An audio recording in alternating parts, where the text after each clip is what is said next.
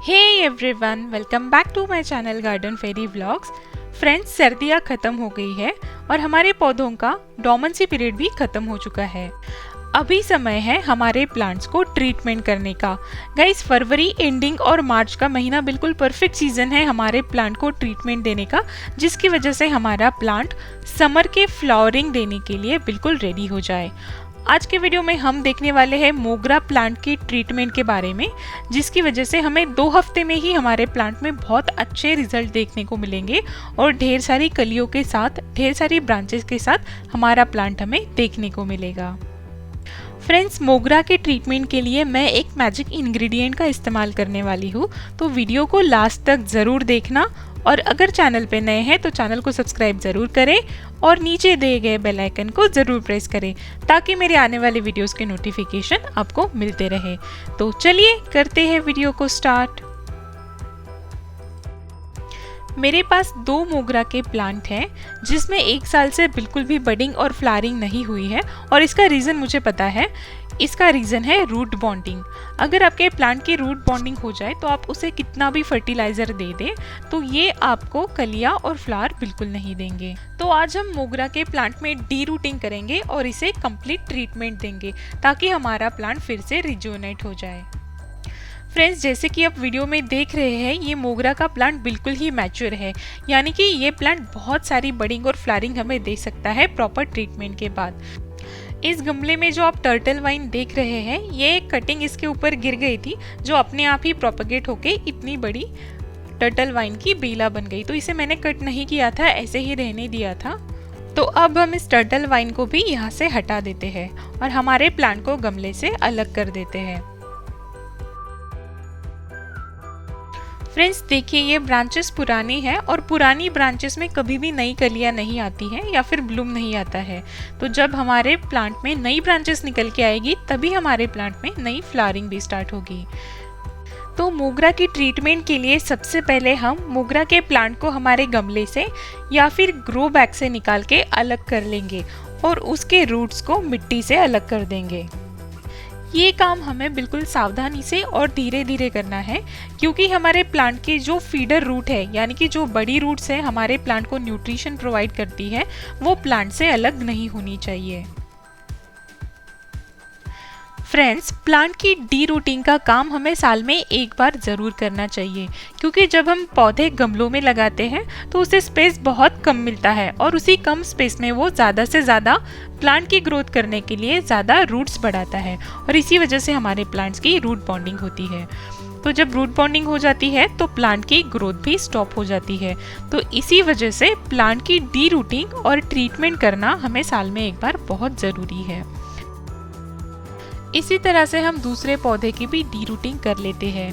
ये पौधा प्लास्टिक के प्लांटर में था, इसी वजह से इसकी रूट बॉन्डिंग बहुत ज़्यादा हुई है और प्लास्टिक का पौधा गर्मी में और धूप में गर्म होता है, इसी वजह से इसके रूट खराब हो गए हैं, जिसकी वजह से हमारा प्लांट ग्रोथ बिल्कुल ही रुक गया है।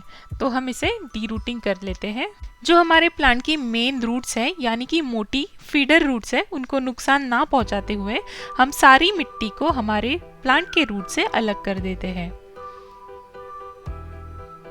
तो इस तरह से हमने रूट से मिट्टी को अलग कर दिया है और अब बारी आती है हमारे प्लांट के रूट को प्रून करने की, जो कि सबसे ज़रूरी स्टेप है हमारे प्लांट के डी रूटिंग में। हमारे प्लांट्स के जो भी एक्स्ट्रा रूट्स है, यानी कि जिसकी ग्रोथ बहुत ज़्यादा हो गई है, हम उसे कट कर लेंगे, यानी कि प्रून कर लेंगे। प्रूनिंग के लिए आप कोई भी सीजर का इस्तेमाल कर सकते हैं, लेकिन प्लांट्स की रूट को प्रून करने के पहले आप सीजर को स्टरलाइज करना बिल्कुल ना भूलें। इसके लिए आप सैनिटाइजर का भी इस्तेमाल कर सकते हैं।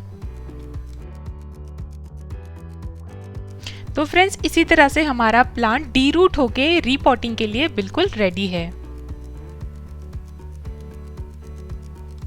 तो हमारे मोगरा प्लांट को रीपॉट करने के लिए मैं यूज़ करने वाली हूँ टेराकोटा, यानी कि मिट्टी के प्लांटर, जिसके ड्रेनेज होल मैं कवर कर दूंगी दिए से,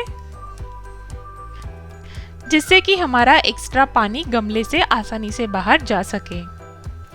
मैजिक इंग्रेडिएंट का इस्तेमाल करते हुए अब हम बनाएंगे हमारे प्लांट के लिए गमले की मिट्टी। गाइस, वो मैजिक इंग्रेडिएंट है इप्सम सॉल्ट। जिसको हाइड्रेटेड मैग्नीशियम सल्फेट भी कहा जाता है।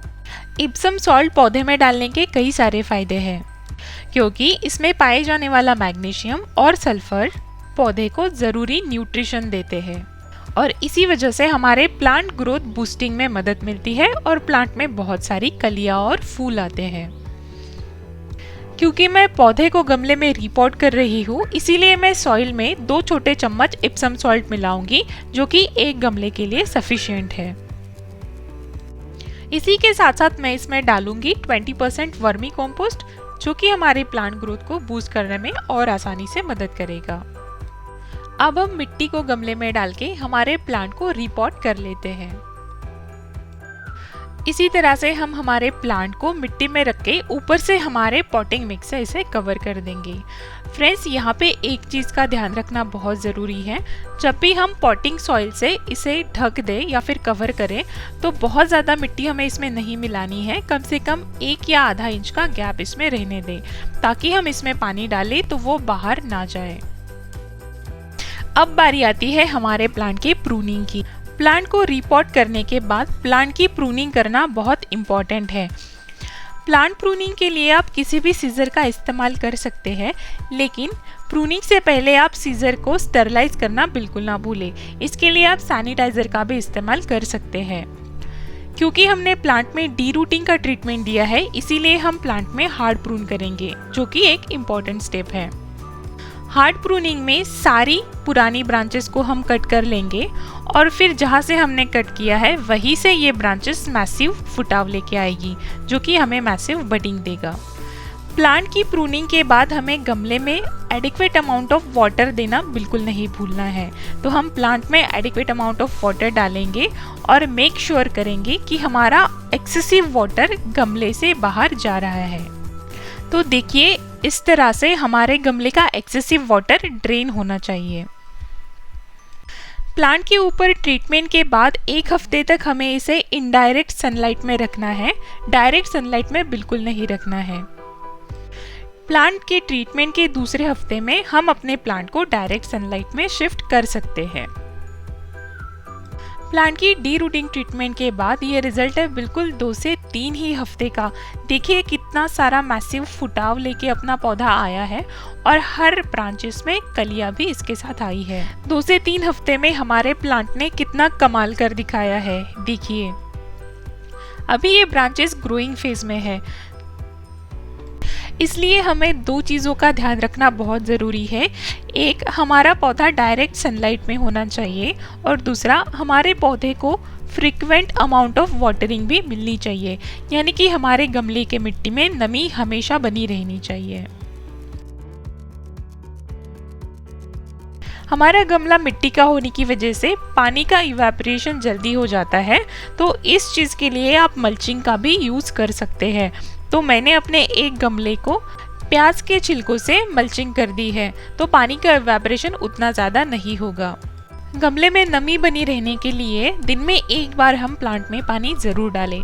अगर हमारी मिट्टी सूखी हो जाती है और हम फ्रीक्वेंट वाटरिंग नहीं करते हैं तो हमारी प्लांट की ग्रोथ स्टॉप हो जाएंगी और बहुत अच्छे से ये ब्लूम नहीं देगी। तो फ्रेंड्स, इस तरह से मिट्टी सूखी हमें नहीं होने देना है। मिट्टी सूखने से पहले ही प्लांट में हम पानी डालना बहुत ज़रूरी है। फ्रेंड्स, पौधा अभी ग्रोइंग फेज में है, लेकिन इस फेज पे हमें अपने प्लांट को फर्टिलाइज बिल्कुल नहीं करना है, क्योंकि एडिक्वेट अमाउंट ऑफ फर्टिलाइज़र और इप्सम सॉल्ट हमने पॉटिंग मिक्स में ऑलरेडी डाल दिया था, तो वो अपने प्लांट के लिए काफ़ी है। जब हमारा पौधा फूलों से भर जाएगा और उसके फूल थोड़े कम होने लगेंगे, तो उसके बाद हम प्लांट की सॉफ्ट प्रूनिंग करेंगे और प्लांट को दूसरे ब्लूम के लिए रेडी करेंगे। उस फेज़ में हम अपने प्लांट को फर्टिलाइज ज़रूर करेंगे। तो फ्रेंड्स, वो वीडियो भी मैं आपके साथ ज़रूर शेयर करूँगी। आपको आज का वीडियो कैसा लगा ये मुझे कमेंट सेक्शन में कमेंट करके ज़रूर बताएं। अगर आप चैनल पे नए हैं तो चैनल को सब्सक्राइब करना बिल्कुल ना भूलें। तो फ्रेंड्स, मिलते हैं ऐसे ही इंटरेस्टिंग नेक्स्ट वीडियो में। तब तक के लिए take care and bye bye.